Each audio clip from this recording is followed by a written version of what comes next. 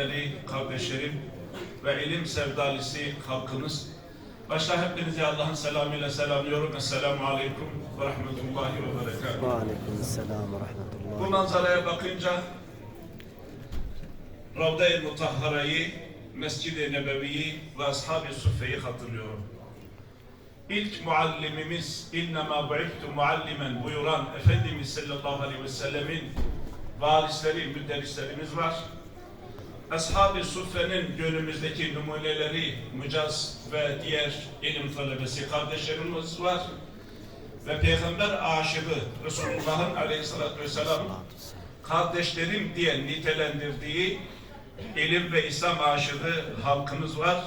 Doğrusu bu manzarayı görünce, bu Mucaz kardeşlerimizi görünce Mescid-i Nebevi'yi, Efendimiz'i ve sahabe-i kiramı hasseten Suffe ve Ashab-ı Suffe'yi anımsamamak mümkün değildir.